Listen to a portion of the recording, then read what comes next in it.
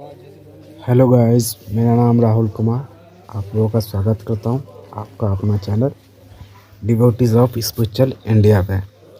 Guys, आज हम जो आए हैं, आज बिहार के एक दरभंगा ज़िले में स्थित मनीगाछी में यह मंदिर पड़ता है।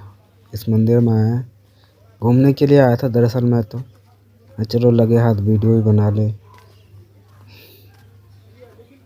आप देख सकते हैं इसकी कहानी कुछ दरअसल ऐसी है।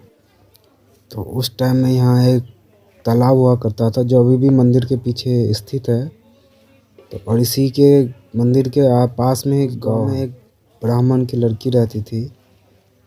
उस समय मुगलों के गुप्तचर जो हैं वो गांव-गांव में घूमा करते थे।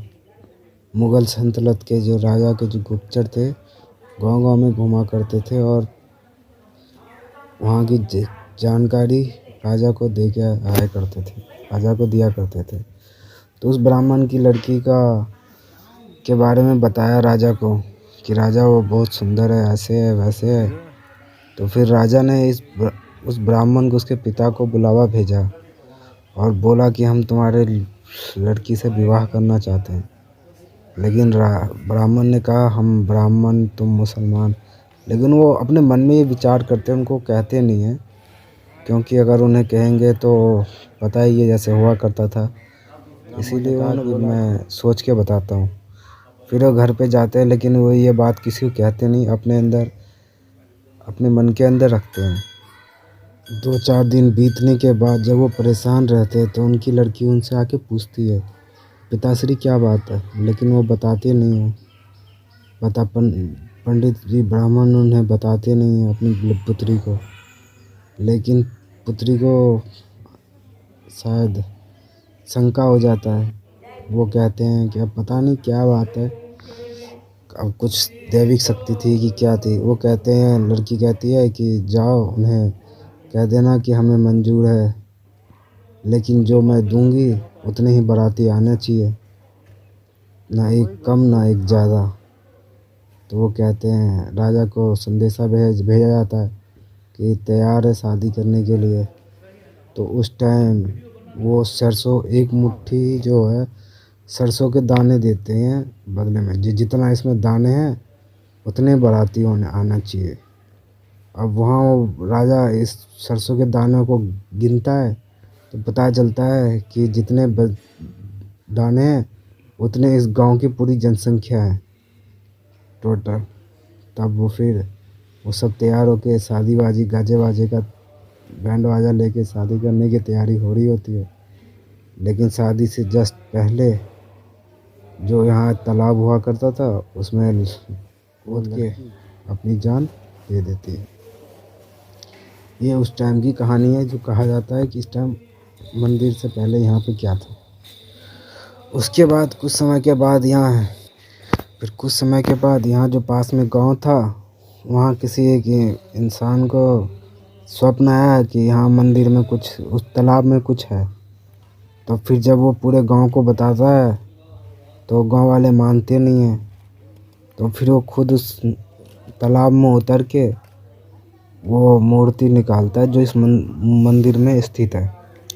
फिर तब से पहले यहाँ पे एक पुराना पेड़ है, उस पेड़ के नीचे छोटी सी झोपड़ी बना के उसको रखते थे, उसमें पूजा हुआ करता था। पहले उसी पेड़ के नीचे से रखा जाता था। वो मैं आपको पेड़ अभी दिखाता हूँ आगे। वो देखो, ये जो पेड़ है इसी पेड़ के नीचे एक झोपड़ी बना के रखा गया था। तो फिर कुछ समय के बाद यहाँ के पास में दूसरे गांव से एक राजा आता है। उसको पता चलता है कि यहाँ पे एक मूर्ति निकली है।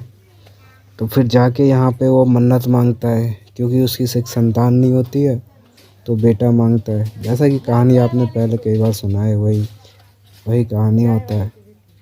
तो फिर इसकी मन्नत पूरी हो जाती है, लेकिन वो भूल जाता है कि मैंने मंदिर से कुछ वचन दिया था कि अगर मुझे संतान प्राप्ति हो जाएगी, पुत्र की प्राप्ति हो जाएगी तो मैं मंदिर बनवाऊंगा। लेकिन वो ये बात भूल के चला जाता है। मतलब उसको संतान तो हो जाती है, लेकिन वो ये वचन भूल जाता है कि मंदिर बनवाने की। तो उसके बाद उसके बच्चे की तबीयत ख़राब हो जाती है। तबीयत ख़राब होने के बाद वो बहुत डॉक्टरों को दिखाता है, हकीम को दिखाता है, सबको दिखाता है। उसे पता चलता है कि जहाँ तुमने वादा किया है, वचन किया है, वो पूरा करो। तो फिर ये आके यहाँ पे ये मंदिर बनवाते हैं और तब से ये मंदिर स्थित है। कहा जाता है यहाँ पहले किसी टाइम में जो तालाब था, उस तालाब के अंदर से जो चीज़ मांगो वो मिल जाता था। लेकिन अगर ये मिलने के बाद फिर इस्तेमाल करके उस चीज़ को वापस कर देना पड़ता था।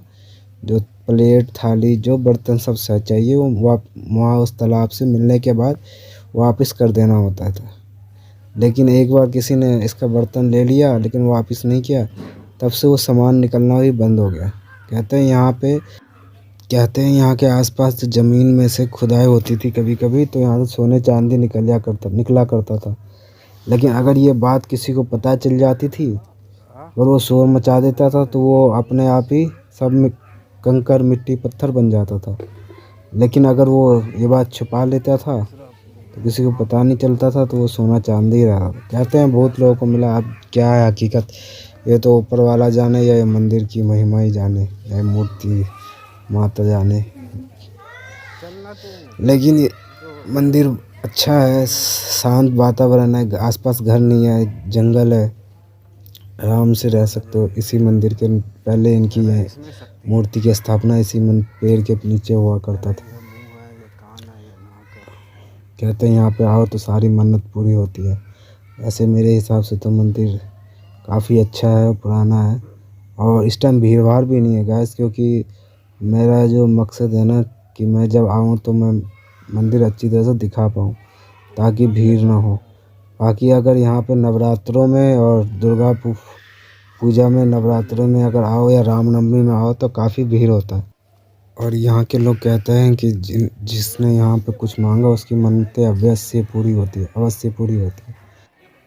चलो गाइस, मिलते हैं नेक्स्ट वीडियो में। आई होप आप लोगों को वीडियो अच्छी लगी होगी।